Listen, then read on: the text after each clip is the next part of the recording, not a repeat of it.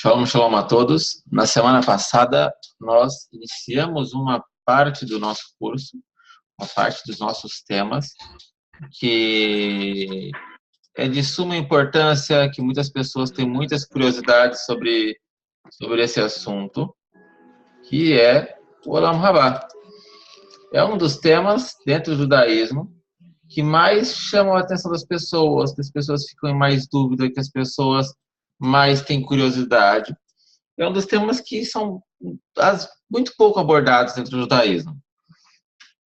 A grande verdade é que a grande vastidão dos nossos livros, eles não abordam e não dão tanta ênfase no Olam Rabá. Se você utilizar, por exemplo, um Shulchan Aruch, em nenhum momento tem uma alahá escrita, cumpra essa alahá para que você tenha um lugar no Olam Rabá, ou faça isso para que você tenha um lugar no Olam Rabá, ou tenha essas atitudes para que você consiga garantir o seu Olam Rabá. Não existe. Dentro dos nossos livros, esse é um tema muito pouco abordado, justamente porque os nossos sábios eles seguem a mesma ideia, o mesmo estilo da Torá, que seria importar-se com o momento então, com o momento agora. No judaísmo nós aprendemos que o momento no qual nós mais devemos dar importância é o agora. Por que o agora? Porque o Olam Rabá, se chegar ou se não chegar, a gente não tem certeza. Temos sim a certeza e acreditamos piamente de que ocorrerá. Porém, devemos, todos os momentos, cumprir a Torá pela simples questão de cumpri-la agora.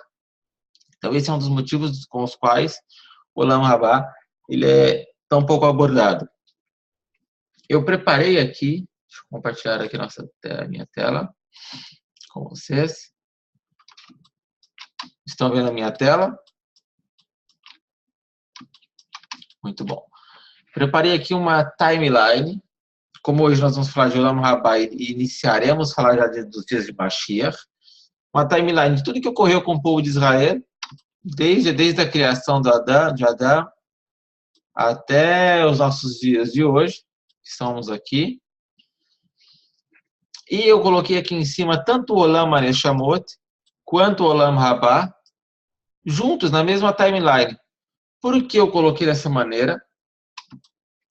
Olam Rabá, que é o mundo vindouro, não quer dizer que vai ser uma criação nova de Akadosh Baruch Hu, uma nova criação no tempo, mas sim o Olam Rabá será experimentado por nós em um futuro de acordo com a nossa percepção temporal.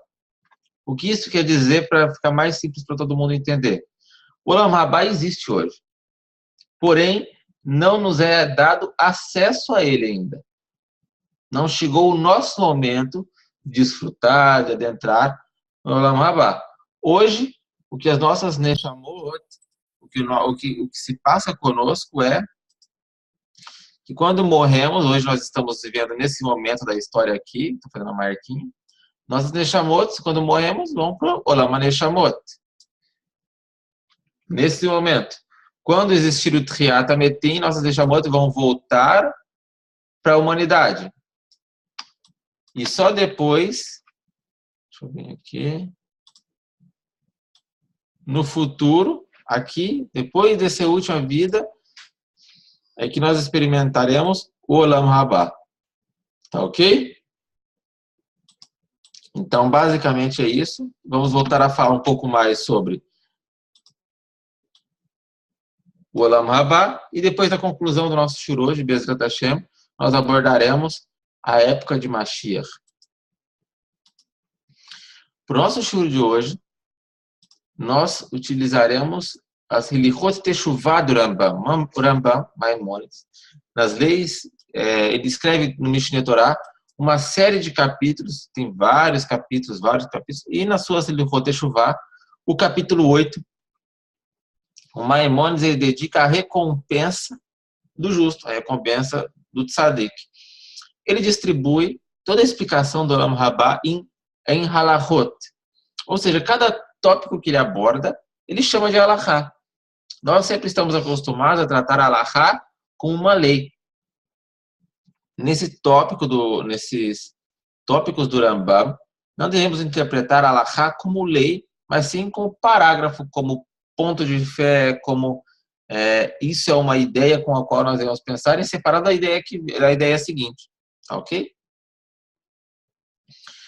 Primeiro Alahá do Rambam, ele diz que o Olam Rabá é dedicado à recompensa do homem. E onde nós podemos ver que a Torá alude sobre o Olam Rabá, segundo o Rambam, quando a Torá diz, para que te vá bem, para que prolongue os teus dias, em Devarim 22:7, a Torá está dizendo para que te vá bem e prolonguem os teus dias, prolonguem os teus dias de vida no Olam Rabá. Tradição oral, a nossa tradição oral, ela explica que o bem que nos será concedido, o bem maior que poderá nos ser concedido é a vida no Olam Rabá. E da mesma forma com que o bem maior que nos será concedido é a vida no Olam Rabá, uma vida que não tem fim, uma vida que não tem interrupção, o castigo maior também é a ausência de existência. Uma pessoa que não venha a merecer o Olam Rabá, uma Neshama que não venha a merecer Olam Rabá, essa pessoa será extirpada, morta, e não receberá nenhum tipo de outra recompensa, não experimentará novamente uma vida, seja ela em qualquer nível que seja de existência. Então nós temos, por exemplo, em Bamidbar 15:31, Números 15:31, a seguinte expressão: e essa alma cortada cortarás, karet yekartum. Ou seja, quando nós observamos que existe duas vezes a palavra karet yekartu, cortada cortarás, nós entendemos que ela será cortada do Olam Rabá. Ou seja, assim que as almas forem separadas do nosso corpo, assim após a morte, as almas deixam de existir por completo. Essa é a primeira alahá do Rambam. Na segunda alahá, ele tenta explicar um pouco para nós o que seria esse Olam Rabá. Ele diz, no Olam Rabá não há nenhum tipo de corporalidade física. Os seres humanos viverão, experimentarão um nível de existência como é o nível de existência dos anjos. Não haverá comer, nem beber, nenhum outro tipo de forma de existência relacionada a ações como nós temos no nosso mundo. Os nossos sábios no Talmud, eles explicam, no Olam Rabá não há comer nem beber, nem relações sexuais. Em vez disso, os justos se sentarão com suas coroas em suas cabeças e dedicar-se-ão ao brilho da presença divina. Como nós não teremos corpo, é evidente que nós não necessitaremos de nada, não padeceremos de necessidades físicas, como comer, beber, não teremos desejos como temos com o nosso corpo aqui. Mas os nossos sábios dizem, o justo se sentará.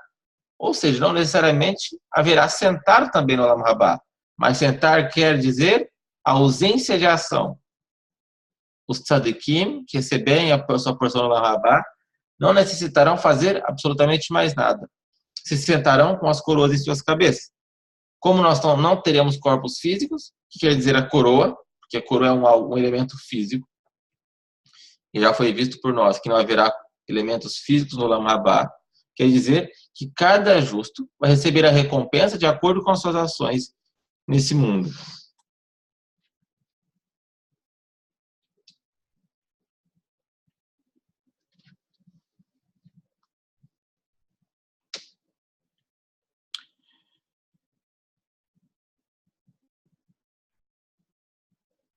O Olam Rabá, ele foi aludido, é aludido em diversos momentos dentro das nossas escrituras. Eu vou colar aqui alguns dos principais momentos. Então, nós podemos encontrar diversos termos que foram falados pelos nossos Nevi'im para se referir ao Olam Rabá. Termos como a montanha de Hashem, no Salmo 24:3, o seu lugar santo, em Ishayahu, o caminho santo, os pátios de Hashem, a afabilidade de Hashem, a tenda de Hashem, o palácio de Hashem, a casa de Hashem ou o portão de Hashem. Todos esses textos que se referem a esse determinado tipo de relacionamento, de amor ou de afago de Akadosh Baruch Hu para conosco, dizem respeito ao Olam Rabá. Os nossos tzadikim, os nossos chachamim, nossos sábios, abençoada memória, se referem no Talmud ou em suas escrituras como a festa sobre o Olam Rabá. E hoje, nos nossos dias, na nossa época, quando nós nos referimos a este momento, nós chamamos de Olam Rabá. Ok?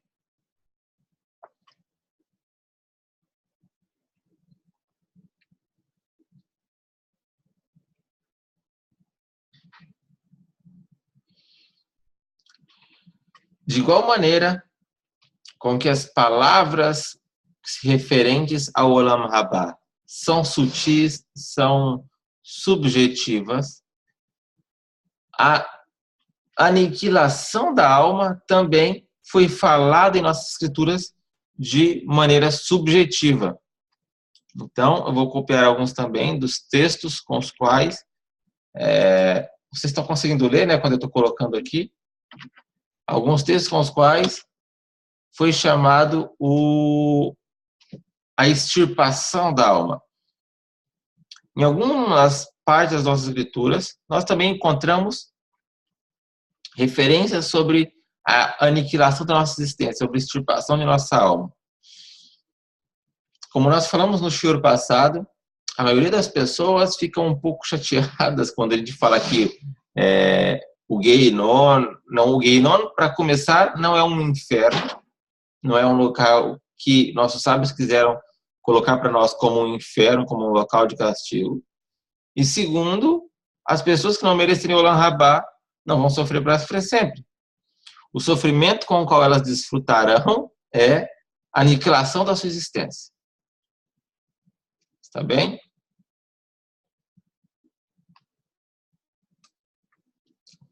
Tem alguma dúvida aqui? Podem perguntar. Se eu estiver indo rápido, por favor, me interrompam.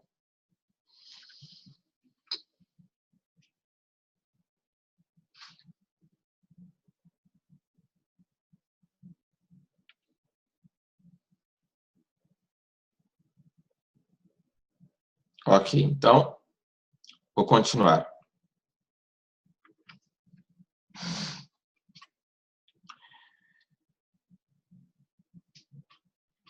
Todas as vezes com os quais os nossos sábios, ou os nossos Chachamim, ou os nossos profetas, ou em nossos escritos, eles se referem ao Olam Rabá, aludem ao Olam Rabá, eles aludem sempre em um sentido totalmente metafórico. Porque os nossos sábios dizem que é impossível qualquer tipo de explicação ou qualquer tipo de definição sobre o Olam Rabá, dado ao alto nível de santidade, dado ao alto nível de bem que receberemos lá. Sobre isso, David Ameller diz: quão grande é o bem que você tem escondido para aqueles que o temem.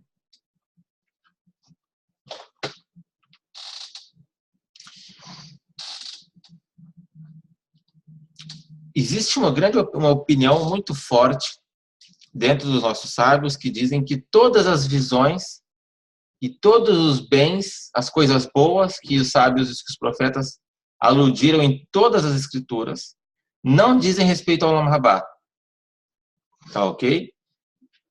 Então, todas essas coisas boas que os sábios dizem, nós usufruiremos de isso de bom, ou como nós vimos, esse momento do portão de Deus, o palácio de Deus, Todas essas definições não dizem respeito ao Olam Rabá, dizem respeito à era de Mashiach. Mas quer dizer que não haverá Olam Rabá? Muito pelo contrário, sim haverá Olam Rabá, mas ele é um bem tão alto, tão elevado, que os nossos sábios não conseguiram nem vislumbrar com seus olhos.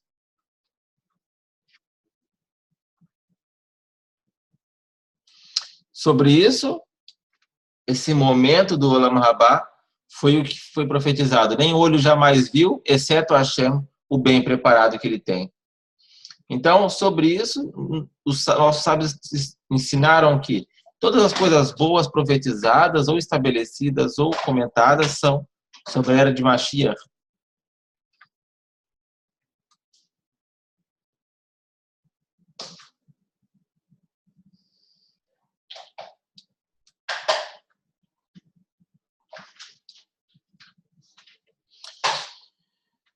Agora, sempre que tratamos desse tema de Olam Rabá, há um tema com o qual nós devemos explicar e explicar muito bem, que é o Gehinom.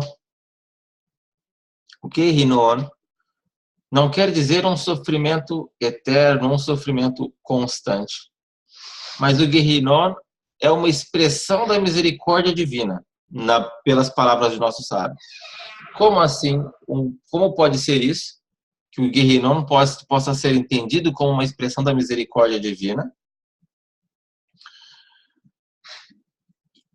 Na maioria das crenças não judaicas, ou a pessoa é boa e vai para o céu, ou a pessoa é má e vai para o inferno e vai sofrer para sempre. E até as pessoas que fizeram uma coisinha de errada má, ela vai para o inferno porque ela merece sofrer para sempre. Ou uma pessoa que não falou uma frase, ela é muito má, ela vai sofrer para sempre de igual maneira. Ou a pessoa que não aceitou um determinado ponto de fé dessa outra religião, ela é má de igual maneira, vai sofrer para sempre e vai queimar para sempre. Essa é uma visão muito da Idade Média, o sofrimento, querer causar um sofrimento eterno para uma pessoa. No judaísmo não é assim. Então, os nossos sábios dizem, não há um judeu sequer que não tenha uma mitzvah sequer. E não há um judeu sequer que não tenha cometido uma transgressão em determinado momento de sua vida. Ou seja, nós encontramos, então, mais pessoas erradas do que corretas. Ou mais pessoas ainda necessitando se aprimorar, mais Neshamot, ainda incompletas, ainda imperfeitas. E, de fato, esse nosso mundo ele é um mundo imperfeito. Então, como poderíamos esperar que a Kadosh Baruch Hu esperasse de nós a perfeição? Isso é impossível. Impossível que uma pessoa possa alcançar a perfeição vivendo nesse mundo nosso de hoje.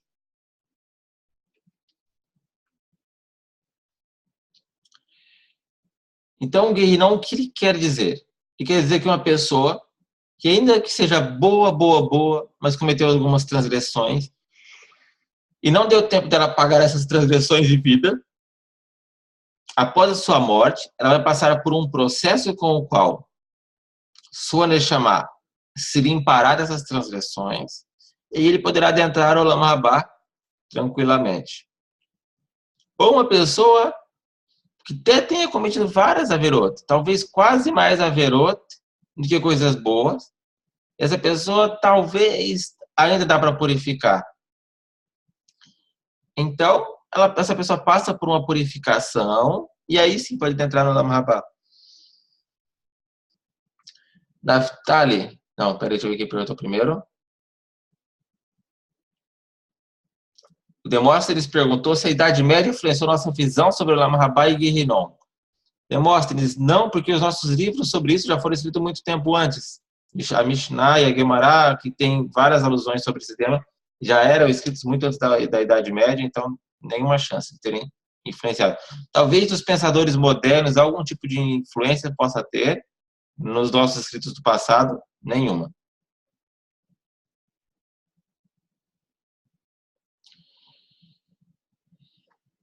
Veja bem, tem duas perguntas que foram boas de serem feitas, porque é bom que todos entendam. O Naftali primeiro pergunta, existe algum lugar para a purificação da Neshama? E Augusta pergunta se serão 12 meses de purificação. Primeira coisa, no Olam Rabá e no mundo fora da alma, fora da nossa existência, não existe lugar e não existe tempo. Então, a percepção de tempo é para nós, que temos relógio, que temos sol e lua, que temos Shabat e semana. Para nós existe percepção de tempo. Fora da nossa existência, não existe percepção de tempo. E não existe percepção de localidade. Tá ok? Então, o tempo pode ser relativo. Quando os nossos sábios eles aludem 12 meses, um ano, quer dizer um ciclo. A pessoa tem que passar por um ciclo de purificação. Esse ano para ela pode ser como um segundo para nós. Esse ano para ela pode ser como 100 anos para nós. Porque a percepção temporal existe na nossa forma de existência, não na forma de existência acima. É a mesma coisa lugar. Não existe lugar quando nós falamos de um mundo além da existência física. Existe uma situação. Tá bem, Naftali? Hoje nós podemos pagar nossas transações com Isurim, com coisas más que nos ocorrem. Então, quando nós sofremos algum tipo de coisa, algum tipo de acidente, algum tipo de situação, nós pagamos nossas transações.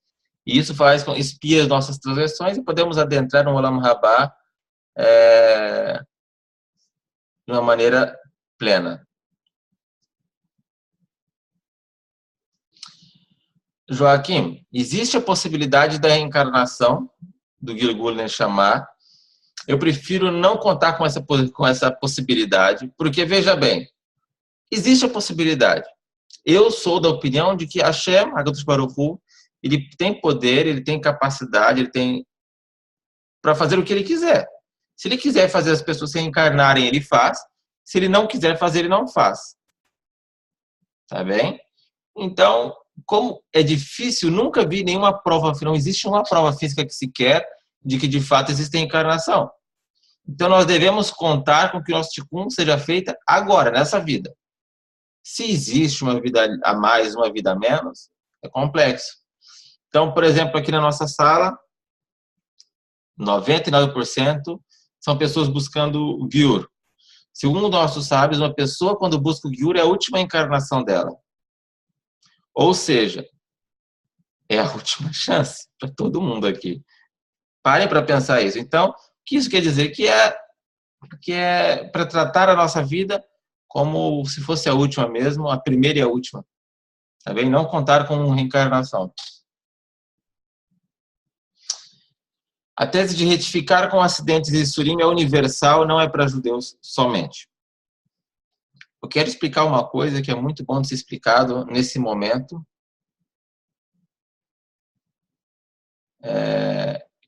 Que é a questão, ainda estou sobre o lugar e o tempo. Prestem muita atenção, porque isso não é fácil nem explicar e nem entender. Está bem? No mundo acima, quando dizemos acima, não quer dizer que está no céu, porque não existe lugar. Não existe distância e não existe matéria, não existe tempo. Tudo é definido pelo conceito da coisa. Então, quando um anjo, por exemplo, é chamado de Refael, quer dizer, ele está ocupando a condição de cura. Se esse mesmo Malach for enviado para dar força para uma pessoa, esse Malach se tornará um Gabriel, porque o conceito inerte nele mudou o seu nome, mudou a sua personalidade. Então, por exemplo, no mundo acima, tudo que é bom se concentra numa localidade, também não existe local, mas se concentra numa situação, e tudo que tem um conceito um pouco diferente, ele se concentra em outra situação. Edivaldo, indiferente, eu falei o Rafael e o Gabriel como exemplo. Então, vamos supor que exista 500 mil Melachim Rafael. e um deles vai ser enviado para dar força. Ele se torna um Gabriel instantaneamente. No mundo espiritual, o que define a distância de uma coisa para outra coisa não é o como nós definimos a distância física, mas o conceito inerte na coisa. Então, vamos supor que existisse um anjo mau. Esse anjo mau jamais poderia estar no mesmo lugar que um anjo bom. Vamos supor, um anjo Satã. Vamos supor que ele não é mau, porque ele faz o que a chefe pediu para ele fazer, ordenou ele para fazer. Então, um malach Satã, sempre que ele vem a acusar, ele nunca, jamais vai estar presente ou na presença de um outro malach, como, por exemplo, um Gabriel, e também um Gabriel nunca vai estar junto, entre aspas, de um Rafael, porque tudo se concentra. Tá difícil? Eu posso tentar desenhar que talvez fique mais fácil.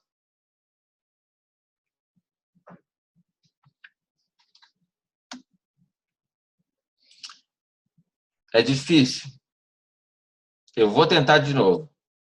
É complexo entender isso. Então vamos lá.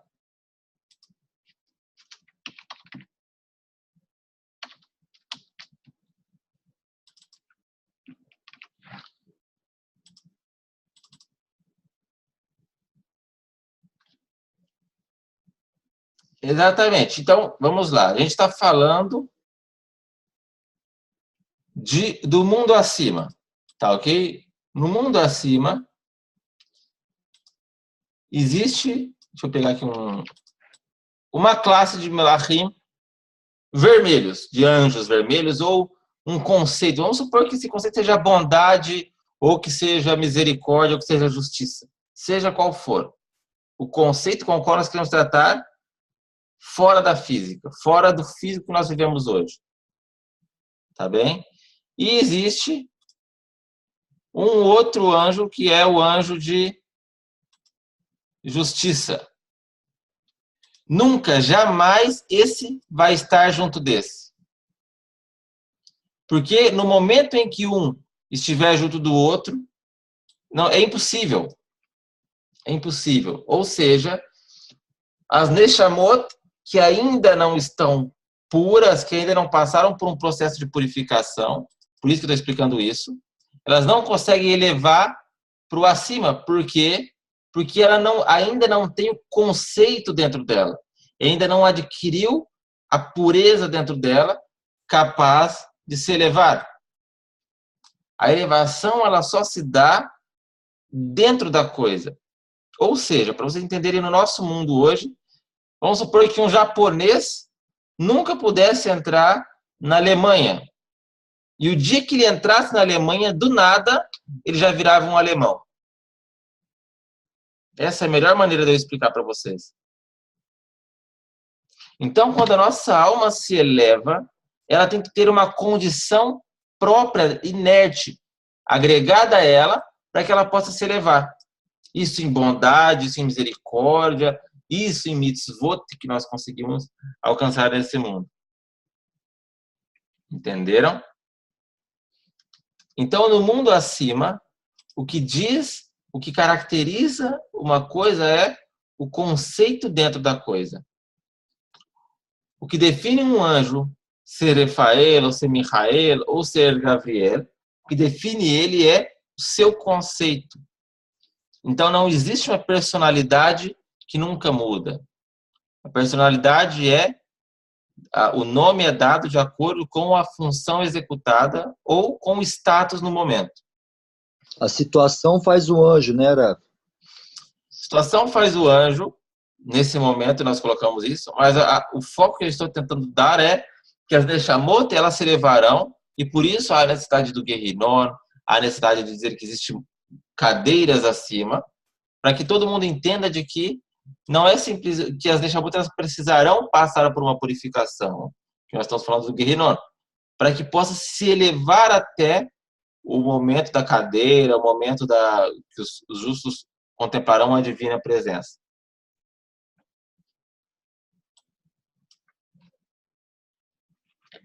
Tá ok? Esse é um tema difícil, nós podemos preparar uma aula só para entender um pouquinho de como os nossos sábios entendem o mundo acima, mas saibam que lá não existe nada. Nada, não existe árvore, não existe cadeira, não existe parede, não existe templo, não existe corbã, não existe nada. Tudo que os nossos sábios disseram ou aludiram sobre o mundo acima é figurativo. É uma parábola. Entenderam? No mundo acima existe Neshamot e existe Hashem. Só isso.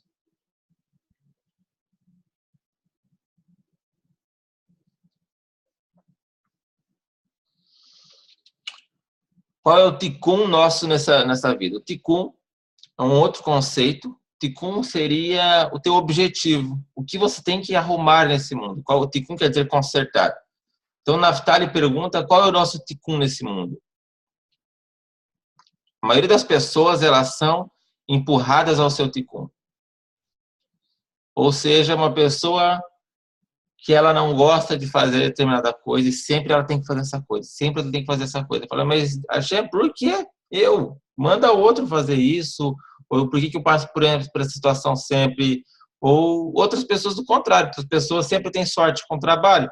Todo mundo está desempregado, todo mundo foi mandado embora, e aquele cara é folgado e não é mandado embora, então ele tem sorte. Então existem formas de Akadosh Baruch Hu tratar cada pessoa.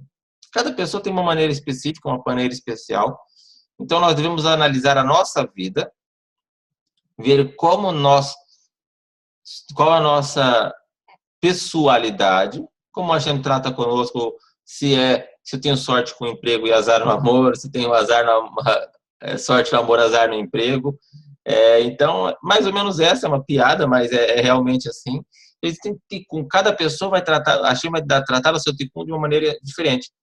Uns vai sempre bater o carro, outros vão sempre perder o ônibus, outros vão sempre, não sei, martelar o dedão, e aí assim sucessivamente. A gente vai ter tratar de cada pessoa, vai fazer com que o seu tikkun seja específico.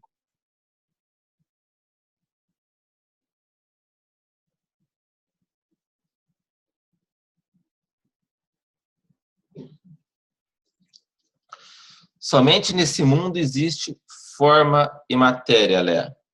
Tá ok? Hashem, ele condensou, ele criou esse mundo com forma e matéria para que pudessem as coisas antagônicas conceituais existirem dentro do mesmo lugar. Por exemplo, dentro de nós temos o bem e o mal. Fora do nosso mundo, do nosso conceito de existência, o bem e o mal jamais estariam próximos. Então, basicamente, foi por isso que a Hashem criou o mundo material. Então, por exemplo, no shiur do Shabat, o Rabino ele comentou uma coisa que realmente é difícil entender. Por exemplo, quantas mitzvot cabem numa panela? Quantas mitzvot cabem num saquinho? Numa sacola? Quantas mitzvot cabem?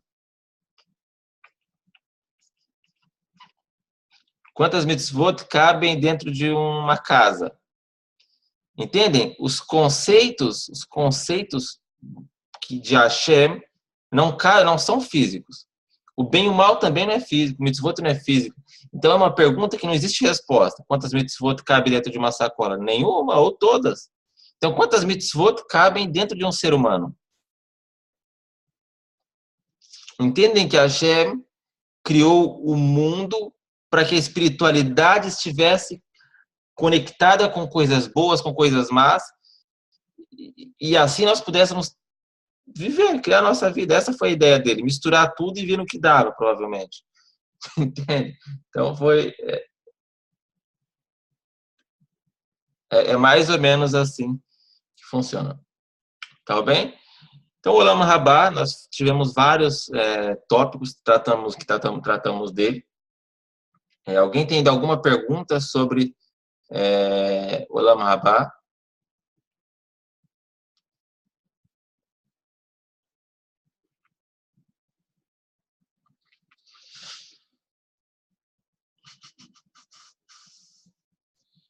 Reconhecimento de parentesco no Olam Rabá. Dizem que sim, tá ok? No Talmud, na Masechet Brachot, na página 18b, eu tenho aqui, não pronto nesse momento, mas eu tenho traduzido, digitado, porque eu digitei uma vez, nós estávamos falando sobre isso, sobre como as pessoas no Olam Rabá. Então tem um fato que eu vou lembrar de cabeça, então é uma história que eu não vou contar palavra por palavra, no decorado, né? Mas vou contar a história. Então tinha um rabino, se eu não me engano, o Rabi Ishmael, não é o Rabi Ishmael famoso, é outro Rabi Ishmael, que o pai dele, que chamava Abba, cuidava do dinheiro dos órfãos dentro da cidade. E aí aconteceu que o Abba morreu. E aí não falou para o filho onde ele escondia o dinheiro. E as pessoas da cidade começaram a chamar o filho dele, que era um rabino, se eu não me engano era Rabi Ishmael, um rabino chamado Ishmael, Rav Ishmael. E começaram a chamar ele de o filho do cara que comeu o dinheiro dos órfãos e das viúvas, que era uma tristeza, porque realmente ele não fazia isso. E aí o Rabi Ishmael vai para o cemitério e ele encontra uma outra Neshama chorando, e ele fala, por que você está chorando? Ele fala, por que não me deixaram entrar na Yeshivá do céu?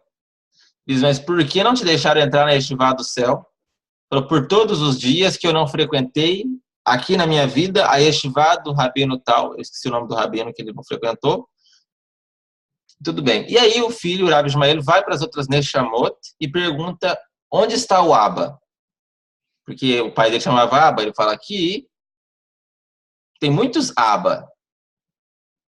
Por quê? Porque Abba é pai. Então aqui mortos tem muitos pais que morreram já. Ele diz, não, eu quero o Abba Bar Abba, porque o vô dele também chamava Abba, quer dizer, o Abba, filho do Abba. Então aqui, meu amigo, tem muitos Abba Bar Abba. As Neshamot responderam, aqui tem muitas pessoas que já morreram e que eram filhos de outros pais. Então não, então eu quero o Abba, pai do Rabi Ishmael. Rabi Shmuel, desculpem, Rabi Shmuel. Agora eu lembrei, se eu não estou enganado também de novo. E aí eles foram e chamaram a alma do pai dele no Olam Rabá e trouxeram a alma do pai dele. E a alma do pai dele veio chorando e ele pergunta, mas pai, por que você chora? Aí ele fala, eu choro porque você, meu filho, é muito considerado na Yeshivá do céu. E aí ele diz, tá, mas se eu sou muito considerado na Yeshivá do céu, por que você está chorando? Ele diz, porque eu vi atrás da cortina que em breve você vai ser reunido a nós. Aí ele vai e pergunta para o pai dele, mas pai, muito bom, agora eu quero saber aonde que está o dinheiro dos mortos, dos órfãos. Ele falou assim, o dinheiro dos órfãos está no nosso armazém lá, enterrado em tal lugar. Então você vai desenterrar e vai ter um dinheiro embaixo, uma bolsa de dinheiro no meio, uma bolsa de dinheiro em cima. O dinheiro que está no meio é dos órfãos, o que está em cima, o que está embaixo é nosso. Pode pegar para você. Aí ele pergunta, mas pai, por que o senhor fez isso? Coloca o nosso dinheiro embaixo dos órfãos em cima, ou dos órfãos embaixo, o nosso em cima. E ele diz, eu coloquei no meio porque se os ladrões viessem e cavassem, roubassem uma parte do dinheiro, roubaria do nosso. Ou se a ferrugem que corrói por de baixo para cima corroesse o dinheiro, corroesse do nosso, não corroesse dos órfãos. E aí, antes de terminar o diálogo, o Rabi Shmuel, eu vou procurar aqui o nome já, ele diz, pai, se eu realmente sou importante, se eu sou considerado na Yeshivá do céu, peça para fazer subir o nosso amigo aqui, o rabino que está chorando, porque na Yeshivá do céu, ele vai, sobe, pediu para subir, deixou subir o rabino, por fim, na Yeshivá do céu. Ou seja, nessa história que nós aprendemos da Masechet Brachot, nós vemos, primeiro, existe o reconhecimento de um para o outro, entre pessoas no mundo das Neshamot. Nós temos também o conhecimento das coisas que se passam nesse mundo, nós temos também o conhecimento das coisas futuras de que a Kadosh Baruch Hu causará nesse mundo. Tá ok? Então, existe uma forma de conhecimento. Shmuel na forma, então. Achou aí? Você está com o Talmud aí? Muito bom. E qual que é o nome do amigo dele? E da Yeshiva que ele não frequentou todos os dias?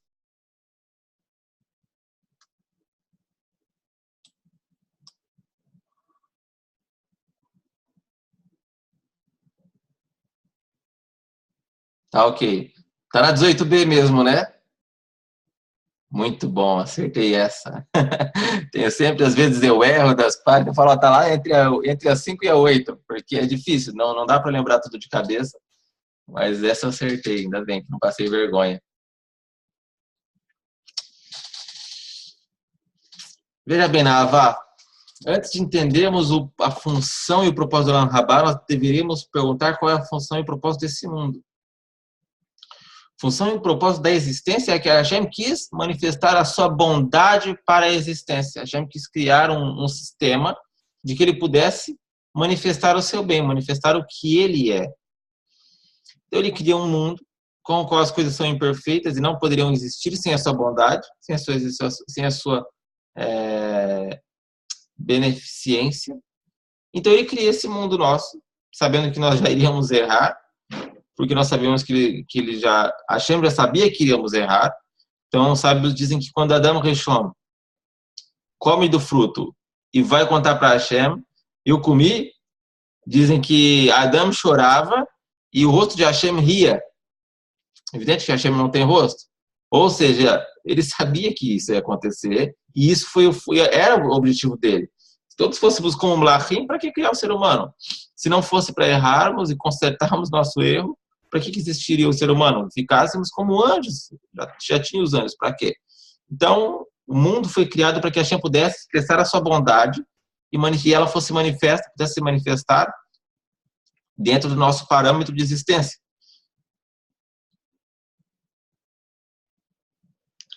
Rav, uma Sim. pergunta. Sim. Dentro do nosso parâmetro de existência, nós somos únicos? Você está perguntando sobre vida em outros planetas? Isso. Veja bem, a Torá é uma única, imutável, inigualável. Se existir vida em outro planeta, é como animais. Entendeu? Pode até existir vidas em outros planetas, só que são como os animais. Pode existir, deve existir. Não acredito que a Hashem não tenha criado um universo desse tamanho todo, locais que a gente nem pode chegar, não faz parte do nosso parâmetro de existência, não faz parte do nosso contato. Ou seja, ele criou mais coisas por aí por motivos. Então, se ele criou vários outros tipos de vida, várias outras formas de existência, formas de vida, ele pode ter criado, com certeza deve ter criado, porém não são como nós, não tem a mesma função e o mesmo objetivo que nós, de reparação da existência. Porque a Torá é uma. Então, como pode estar escrito na nossa Torá, e Hashem mandou 3 anjos para falar com Abraham, e nesse mundo lá tem outro Abraham? Se a Torá é uma só, a Torá é uma, não tem outra Torá. Será que no outro mundo tem outra Abraham que viveu 90 anos sem, entende? Uma Torá, ela teria, existia uma única Torá. Não ia ter outro Moshe, não ia ter outro Egito, não ia ter outro faraó, não ia ter outras 10 pragas. Então a Torá é única. Única em todos os sentidos. Né? Então, se existem outros planos de vida, como vida extraterrestre ou qualquer outro tipo de vida, não é uma vida como a nossa, com o mesmo propósito que o nosso. O nosso propósito é único. Ok.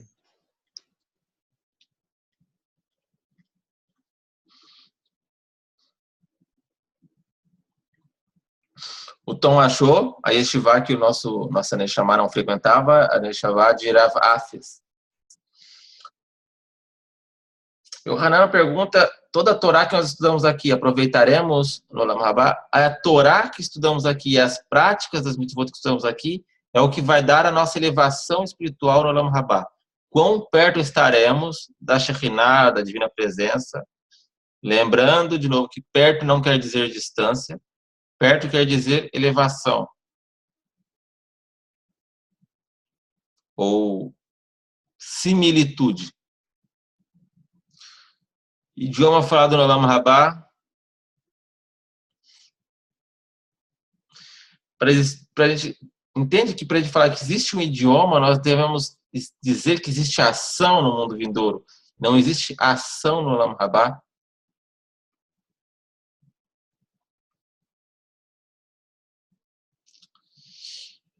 Livre-arbítrio é só uma condição que pode... O Israel perguntou se no Olam Rabá não tem livre-arbítrio. O livre-arbítrio é uma condição que nós temos quando podemos optar entre fazer uma coisa boa ou fazer uma coisa má. De novo, no Olam Rabá não existe ação.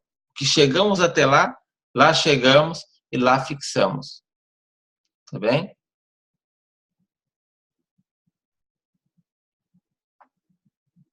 Eu não entendi, Mukula. Pergunta, se você puder refazer, por favor. Sim, as mitzvot, exatamente. As expressões, as mitzvot, sim, são uma expressão da bondade de Hashem. Deixa eu procurar uma frase aqui.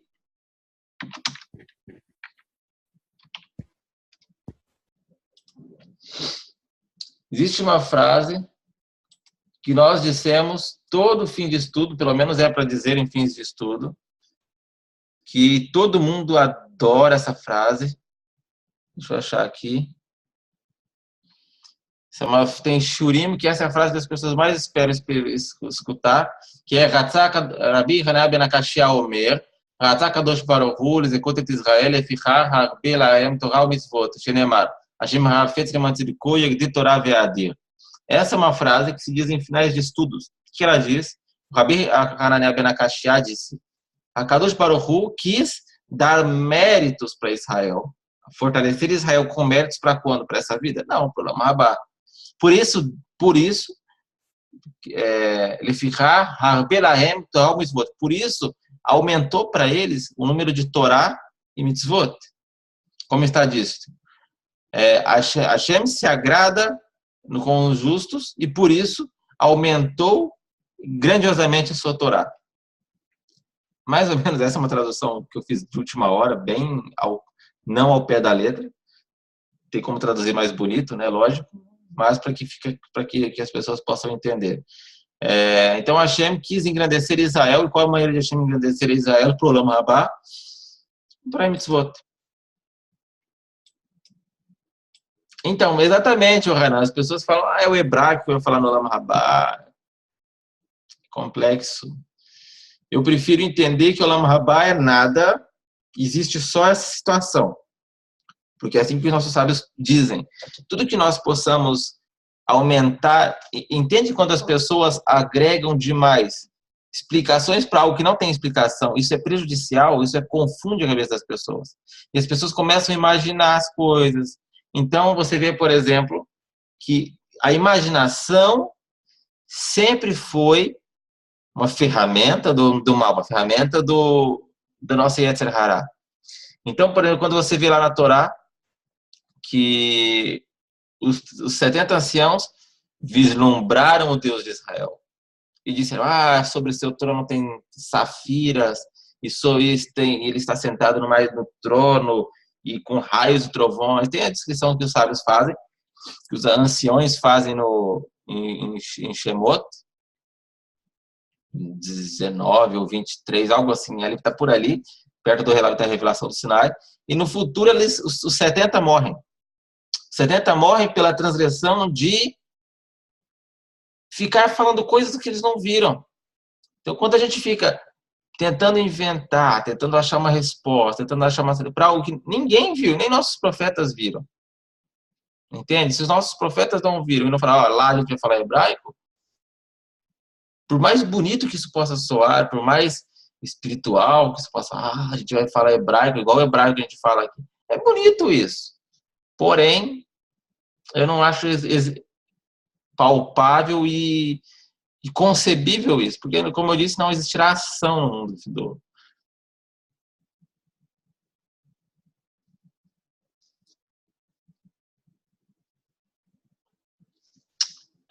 Sim. As espécies, o Yitzhak quis complementar que o que ele disse sobre as outras formas de existência, caso hajam no nosso universo, assim como as outras espécies existentes no nosso mundo, não tem livre-arbítrio para elas.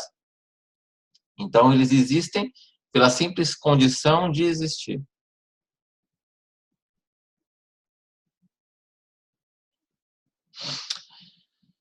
Naftali, existe proibição de tentarmos descrever o Olam Rabá?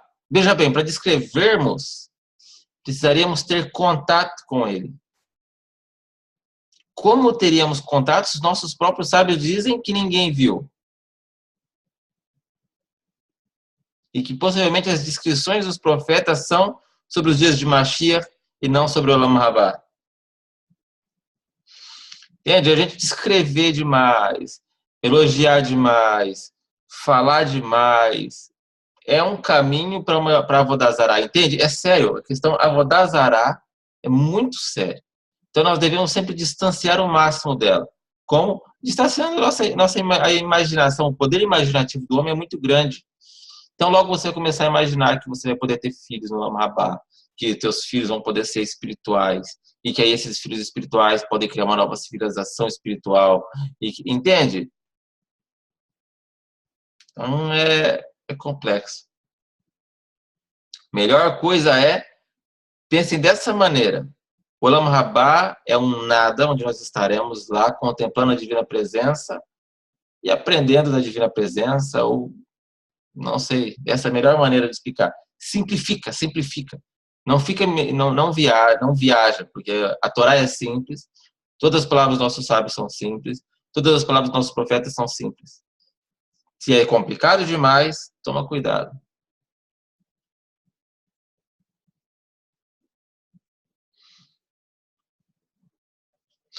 Então, semana passada nós comentamos que o Shabat é 1/60 do Olam Rabá. O 1/60 é quase nada. Por que quase nada? Porque existe a regra de Vatel Leshishim. Quando nós temos 60 mais 1, o 1 se anulou.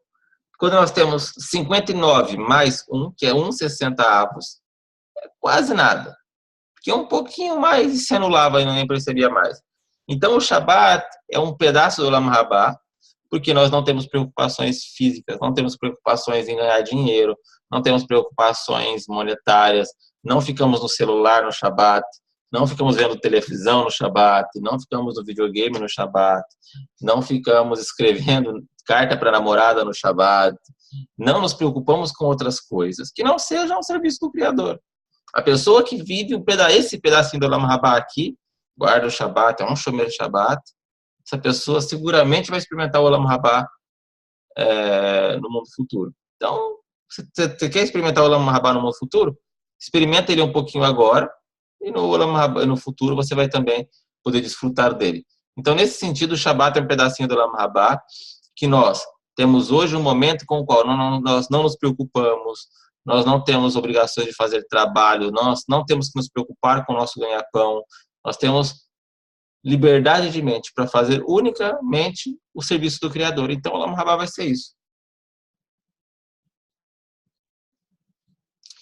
Não, os dias de Mashiach não tem nenhuma semelhança com o Olam Rabá. Por quê? Vamos lá para o nosso gráfico que eu fiz, não vai dar tempo de explicar hoje. Vamos lá. Deixa eu mostrar aqui. Esse daqui vai ficar para a semana que vem. Achei que foi dar tempo da gente começar a explicar hoje, mas é bom que fique tudo muito bem explicadinho. É melhor do que se apressar. Então, eu fiz esse gráfico aqui, bem prático, para todos entenderem. Então, nós temos aqui o dilúvio. Cada verde desse é 1000 anos, tá bem? 1000, 1000, 1000, 1000, 1000. Nós temos o dilúvio, a época dos patriarcas. Israel desceu para o Egito, saiu para o deserto, formou Israel e Judá. Temos toda a nossa linha histórica aqui durante esses 6.000 anos que nós estamos aqui.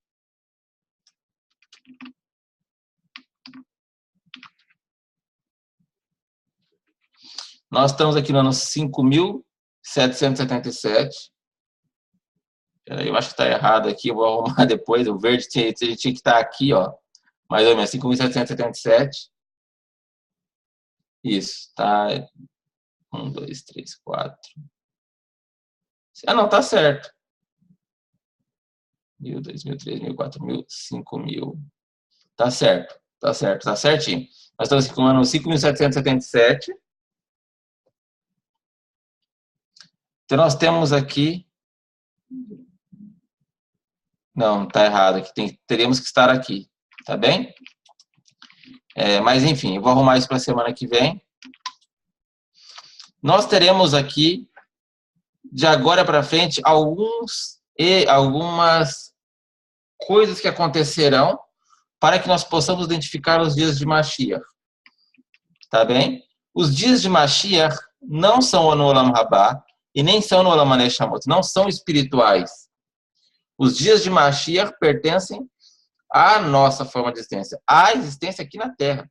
Como quando nós teremos que trabalhar, nós teremos que comprar comida, nós teremos que fazer tudo, igualzinho a gente faz hoje. Vai ter que levar os filhos na escola, vai ter que buscar os filhos na escola, vai ter que pedir empréstimo no banco para pagar as contas, vai ter que pagar o empréstimo no banco para pagar as contas. E vai ser assim, vai ter que pagar água de luz, vai ter que pagar a conta de energia, vai ter que... É uma vida 100% igual nós vivemos hoje. Segundo o Rambam, o Maimônides, a única diferença entre hoje para os dias de Mashiach é que Israel vai ter um rei judeu que se importa com a Torá. Quando falamos rei judeu, nós devemos entender que naquela época a única forma de governo que existia era o rei. Então, qual é a forma de governo que nós temos hoje? Seja lá presidencial, parlamentar, vai existir uma forma, um sistema de governo com o qual o rei, o presidente, que é o que no caso será o Mashiach, ele vai se importar com a Torá. Como saberemos quem é o Mashiach? Por conta disso aqui, ó. Segundo o Rambam, Maimônides, a forma com a qual nós saberemos quem é o Mashiach é quando ele reconstruir o Beit HaMikdash. Tá bem? O Tchiat HaMetim, ressurreição dos mortos.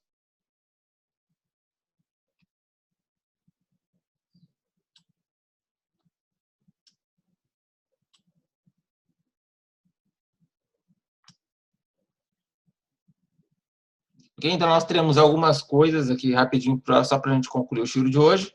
E aí eu vou cancelar a gravação e responder mais algumas perguntas. Os nossos sábios, na Maseret Sanhedrin, página 92, 93, eles tratam exclusivamente desse período, tá bom? Nós teremos, antes da época de Mashiach, 8 anos de... Cada ano vai acontecer uma coisa. Após esse período, nós teremos a guerra de Gog. Nós teremos, juntos, na mesma época, Mashiach e Sanhedrin. Mashiach vai se revelar, vai aparecer justo no fim da guerra de Gog e Magog, e ele vai estabelecer o Sanhedrin. Para que ele precisa estabelecer o Sanhedrin? Para que possa julgar se ele é o Mashiach. Sem Sanhedrin, sem os nossos sábios. Nós vamos explicar tudo isso bem explicado semana que vem, tá bem, gente? Não se preocupem quem não entender isso agora. Só estou explicando por cima, e semana que vem nós vamos tratar isso devagarzinho. Tudo isso aqui que eu estou falando, coisa por coisa. Então, só estou explicando por cima para que todos vocês, já que eu abri aqui, eu já tenho que explicar, né? Sanhedrin e Mashiach, porque o Sanhedrin vai ratificar o Mashiach, e o Sanhedrin vai dizer, ele é o Mashiach ou não é o Mashiach. Também é necessário o Sanhedrin para que possa se reconstruir o Beit HaMikdash. Para que possa dizer, esse cara é o Kohen, esse cara não é Kohen, esse cara é Levi, esse cara não é Levi. Junto com a reconstrução do Beit HaMikdash, também haverá Kibbutz Galuyot. Kibbutz Galuyot é a reunião dos dispersos. Todas as tribos de Israel serão restabelecidas. Logo em seguida, nós teremos Tchiat HaMetim, que seria a primeira ressurreição dos mortos, onde os justos ressuscitarão. Tá bem? O Mashiach não vai ficar para semente, evidente, ele é um ser humano e vai morrer. Após o Mashiach, o seu filho vai reinar. Mashiach, por isso tem 3 Mashiach. Após a morte do Mashiach, seu filho reina. Após o seu filho reinar, o seu neto reina. Por isso são 3 cores diferentes, esses 3 estágios. Tá bem? Nesse último estágio, ocorrerá o Triat Ametim em algum momento dele, em algum momento desse último estágio. Nesse período é quando os nossos profetas dizem: e o ser humano viverá 800 anos, e aquele que morrer com 100 anos será chamado maldito, isso, aquilo. Será nesse momento. Após esse momento, as pessoas experimentarão a morte, sem problema nenhum. Por quê? Porque haverá, como houve Triat Ametim, como houve a ressurreição dos mortos, nós sabemos que após a morte tem o Olam Rabá, tem as coisas, porque as pessoas voltarão com a recordação do Olam Rabá. Então ninguém mais vai ter medo de morrer, afinal de contas. E após aqui, fim. Mashiach ben David e Mashiach ben Yosef, segundo algumas tradições, eles ocorrem aqui. Deixa eu até trocar a cor aqui. Deixa eu pegar uma verdinha aqui. Seria mais ou menos aqui que ocorrem Mashiach ben Yosef e Mashiach ben David. Na minha opinião, Mashiach ben Yosef é dado como um falso Mashiach e não como um Mashiach que deve ser dado importância. Por quê? O Mashiach de verdade, ele é o quê? Ele é ben David, ele é da tribo de Judá. Um Mashiach de qualquer tribo que seja até Ben Yosef, da tribo filho de uma tribo importante, por mais importante que seja, não é o Mashiach. E como ele aparece nas nossas escrituras, quem fala muito do Mashiach Ben Yosef é o Zohar. Eu tenho até um estudo completo sobre isso, de um amigo meu que montou. E Masechet Sukkah 23. É um chute muito chutado, porque eu acho que está no 23. Acho que está no 23. Se eu não me engano, muito enganado. Não tenho a mínima ideia se é realmente no 23. É um chute, porque eu acho que está. Mas, geralmente, eu chuto bem. Que fala do Mashiach ben Yosef no Talmud. Se eu não me engano, tem duas únicas referências sobre ele no Talmud. O Zohar já fala bastante. Então, como que ele aparece? Ele aparece como um general que vai estar guerreando com Israel contra Gog e vai estar ganhando. E Israel coloca sua confiança nesse general, fala, ele vai ser o Mashiach. E ele morre. Ele não era o Mashiach. Então, ele é um falso Mashiach, porque ele morreu.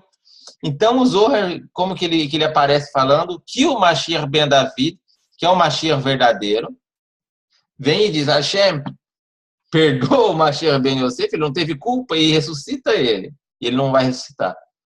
Entendeu? Porque o Mashiach ben David aparece logo em seguida, logo depois. Um morre e o outro aparece. Porque Israel, nesse momento, vai ficar sem esperança nenhuma. Tá bem? E aí aparece o Mashiach ben David. E isso tudo nós vamos falar semana que vem. Tá bom? Então, o nosso tiro vai terminar por aqui. Eu vou cancelar a gravação. Porém, vou continuar aqui porque eu tenho que responder mais uma pergunta que foi feita. Eu prefiro responder ela sem estar online, sem estar gravada. E aí depois nos despedimos, tá bem? Então, tudo de bom. Shalom, shalom.